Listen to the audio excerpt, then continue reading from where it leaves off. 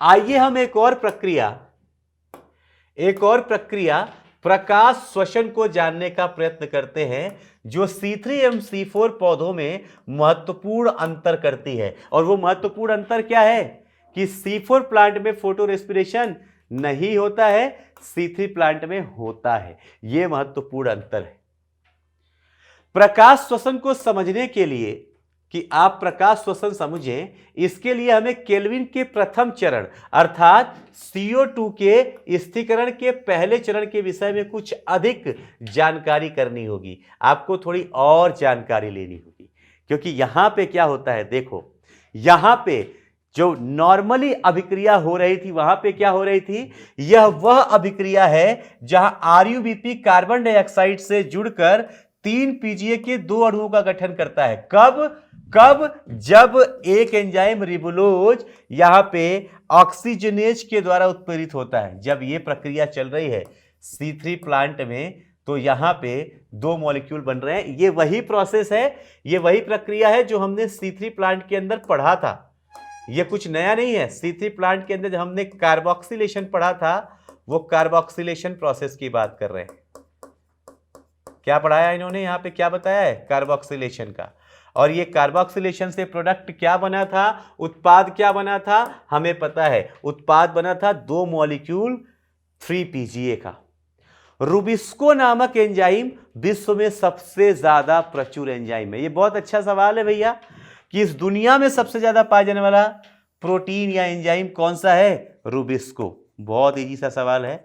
Most abundant, इस पूरी दुनिया में सबसे ज्यादा प्रोटीन जो पाई जाती है वो क्या है, वो रुबिस्को है, वो एंजाइम रुबिस्को है। आपको जान के यह आश्चर्य होगा, क्यों आप ये सोचते हो क्यों, और लिखा है इसका यह गुण है कि यह सक्रिय जगह पे CO2 एवं O2 दोनों से बंधित हो सकता है। क्या लिख रहा है कि ये CO2 से भी जुड़ सकता है और ये O2 से भी जुड़ सकता है, दोनों के साथ बाइंडिंग। मैंने इसका नाम बताया था आपको कि भाई कार्बोक्सिलेशन में यहां पे जो एंजाइम उपयोग में लिया जा रहा है, उस एंजाइम का नाम क्या है, रुबिस्को। क्या नाम है, रुबिस्को। रिबुलोज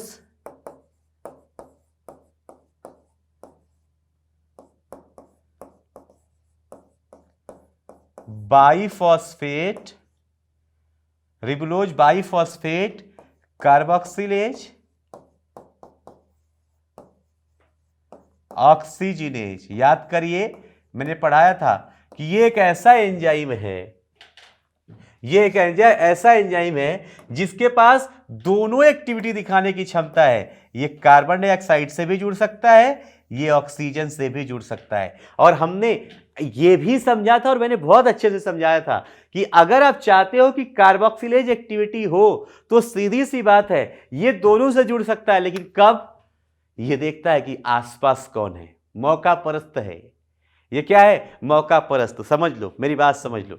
जैसे हमारी बॉडी के अंदर है हीमोग्लोबिन, हीमोग्लोबिन ब्लड के अंदर पाया जाता है, आरबीसी के अंदर पाया जाता है। वो हीमोग्लोबिन ऑक्सीजन से भी जुड़ता है, कार्बन डाइऑक्साइड से भी जुड़ता है, लेकिन कब, वो देखता है कि उसके आसपास कौन है। अगर उसके सराउंडिंग में, उसके सानिध्य में, उसके पास में कार्बन डाइऑक्साइड है तो हीमोग्लोबिन बोलता है हाँ, मेरा तो दोस्त है कार्बन डाइऑक्साइड, ऑक्सीजन तू निकल, मैं तो टाइम पास कर रहा था तेरे साथ।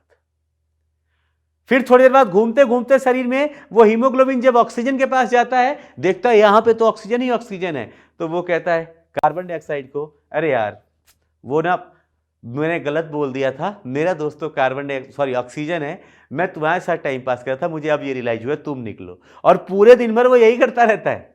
जब वो ऑक्सीजन के पास जाता है तो ऑक्सीजन से हाथ मिला लेता है, ऑक्सीजन की दोस्ती। जब वो कार्बन डाइऑक्साइड के पास जाता है तो कार्बन डाइऑक्साइड से दोस्ती, दोनों से दोस्ती। वैसा ये है रुबिस्को, ये भी देखता है कौन है पास में, कार्बन डाइऑक्साइड ज्यादा है तो कार्बोक्सिलेज, हम कार्बोक्सिलेज एक्टिविटी शो करेंगे। ऑक्सीजन ज्यादा है, अरे नहीं कार्बोक्सिलेज तो मैं मजाक में कर देता हूं, मैं ऑक्सीजनेज एक्टिविटी शो करूंगा। आ रहा है समझ में, ये भी ऐसा ही एंजाइम है, मौका परस्त की भाई आसपास कौन है, पलड़ा किसका भारी है, वही हमारा दोस्त है।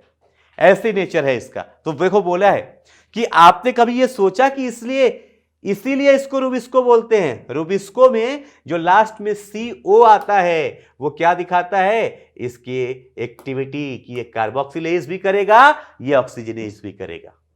क्या आप सोच सकते हैं, क्या आप सोच सकते हैं कि यह कैसे संभव है? आप जरा सोचिए कि यह कब संभव है। एनसीईआरटी लिखती है जब CO2 व O2 का अनुपात लगभग समान होता है, रूबिस्को में O2 की अपेक्षा CO2 के लिए बंधुता अधिक होती है। यस बेटा, हम लोग हीमोग्लोबिन के बारे में भी पढ़ेंगे कि हीमोग्लोबिन भी 20 से 25 गुना ज्यादा एफिनिटी दिखाता है कार्बन डाइऑक्साइड से। मतलब दिल में तो उसके लिए जगह किसके लिए है, कार्बन डाइऑक्साइड के लिए, लेकिन वो मौका जब भी मिलता है तो चौका मार लेता है ऑक्सीजन के साथ। वही सेम सिचुएशन यहां पे रूबिस्को की भी जो एफिनिटी है, जो बंधुता है, जो दोस्ती है, जो प्यार है, जो लगाव है, वो कार्बन डाइऑक्साइड के लिए ज्यादा है। लेकिन जब भी इसको बीच बीच पे कार्बन डाइऑक्साइड से थोड़ी सी फुर्सत मिलकर ऑक्सीजन मिलती है, वो उसके कंधे पे भी हाथ रख के थोड़ी देर टहल लेता है। आप समझ रहे हैं ना मैं क्या बोल रहा हूं? तू समझा ना तू? हाँ वही बोल रहा हूं। देखो, कल्पना कीजिए कि ऐसा नहीं होता तो क्या होता। बहुत बढ़िया बात है, लिख रहा है कि अगर सोचिए ऐसा नहीं होता तो क्या होता। मतलब अगर कार्बन डाइऑक्साइड के लिए ज्यादा एफिनिटी नहीं होती तो क्या होता? तो रूबिस्को जब मन करे तब ऑक्सीजन लेके और प्रकाश श्वसन करना शुरू कर देता है, जो प्लांट के लिए एक तरीके से देखा जाए तो उसकी उत्पादकता के लिए ठीक नहीं है। उसकी उत्पादकता के लिए क्या है, ठीक नहीं है। देखें, दोनों का जो बंधन है वो क्या है, प्रतियोगात्मक कॉम्पिटिटिव, कि पास में कौन है जो ज्यादा कंसंट्रेशन में होगा वो उसके साथ जुड़ जाएगा। क्लियर बच्चे? लिख रहे हैं O2 अथवा CO2 कौन आबद्ध होगा, ये उसकी सापेक्ष सांद्रता पर निर्भर करता है। ये इस पे निर्भर करता है कि रूबिस्को के पास कौन सा एंजाइम ज्यादा है। जो एंजाइम ज्यादा हो, कौन सी गैस ज्यादा है, CO2 या O2, जो ज्यादा होगी उसके साथ ये लग लेती है। यस और नो? देखो जरा, C3 पौधों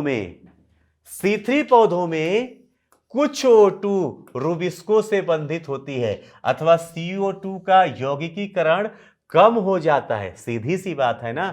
वो बोल रहे हैं कि C3 पौधे के अंदर जो रूबिस्को है, उस रूबिस्को से सारा का सारा कार्बन डाइऑक्साइड नहीं जुड़ रहा, कुछ ऑक्सीजन भी रूबिस्को से जुड़ जाती है, जिस वजह से जब रूबिस्को से ही ये पूरा प्रोसेस चलना है तो रूबिस्को चाहेगा कि ज्यादा से ज्यादा CO2 ले, लेकिन कुछ रूबिस्को तो ऑक्सीजन से जाके बिजी हो गया, इसलिए जो ग्लूकोज बनने की स्पीड है वो क्या हो जाती है, कम हो जाती है। यहां पर RuBp3-PGA के अणुओं में परिवर्तित होने के बजाय ऑक्सीजन के साथ जुड़कर एक फॉस्फोग्लिसरेट अणु तथा एक फॉस्फोग्लाइकोलेट का अणु बनाते हैं, जिसे प्रकाश श्वसन कहते हैं। यहां पे प्रकाश श्वसन कहने की जो प्रक्रिया है, इसमें फॉस्फोग्लिसरेट या फॉस्फोग्लाइकोलेट बन जाता है। प्रकाश श्वसन के पथ में शर्करा और ATP का संश्लेषण नहीं होता। इसमें ना तो ATP खर्च हो रही है, ना तो ATP बन रही है, ना तो ग्लूकोज बन रहा है। उल्टा इसमें ATP क्या होती है, खर्च होती है। इसमें ATP का खर्च करके CO2 को भी निकाल दिया जाता है। इस पूरे प्रोसेस को आप पढ़ेंगे, श्वसन में ऑक्सीजन लेना, कार्बन डाइऑक्साइड को निकालना। तो यहां पे आप देखेंगे कि हमारी कोशिश क्या है कि हम ज्यादा से ज्यादा एनर्जी करेंसी बना सके, है ना। यहां उल्टा जो ऊर्जा आपने बनाया है वो ऊर्जा खर्च करके ऊर्जा भी खर्च कर दिया और कार्बन डाइऑक्साइड को भी उड़ा दिया। मैंने पहले ही बोला ना, यहां पे कार्बन की हानि होती है, यहां पे कार्बन का क्या होता है, नुकसान होता है। प्रकाश श्वसन में ATP तथा NADPH2 का भी संश्लेषण नहीं होता। प्रकाश संश्लेषण के जैविक कार्य के बारे में कि इससे प्लांट को क्या फायदा होता है अभी तक पता नहीं है। मैंने बताया सिर्फ एक ही चीज ऐसा लगता है। देखो, सवाल यह है कि अगर ये प्लांट के लिए वेस्ट प्रोसेस होता, काम का प्रोसेस नहीं होता, बेकार प्रोसेस होता, तो कभी का ही प्लांट इसको क्या कर चुका होता, निकाल चुका होता। प्लांट से ये क्या हो चुका होता, खत्म हो चुका होता। लेकिन ऐसा नहीं है। प्लांट के अंदर से अगर इवोल्यूशन की प्रक्रिया द्वारा ये प्रोसेस अभी भी चल रही है तो ये कहीं ना कहीं से प्लांट के लिए फायदेमंद है। और एक ही फायदा है इसका जो साइंटिस्ट को समझ में आता है, वैज्ञानिकों को, उनको एक ही फायदा लगता है इसके बारे में, क्या कि अपनी अधिक ऊर्जा, जो इनके पास एक्स्ट्रा एनर्जी आती है, अधिक ऊर्जा को प्रकाश श्वसन में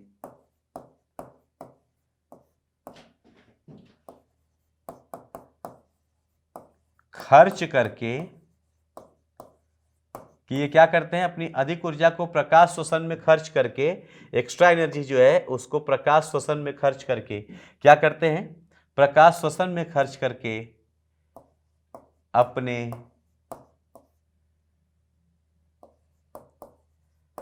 प्रकाश पुंज, अपने फोटो सिस्टम को फोटो ऑक्सीडेशन या सोलराइजेशन से क्या करते हैं, ये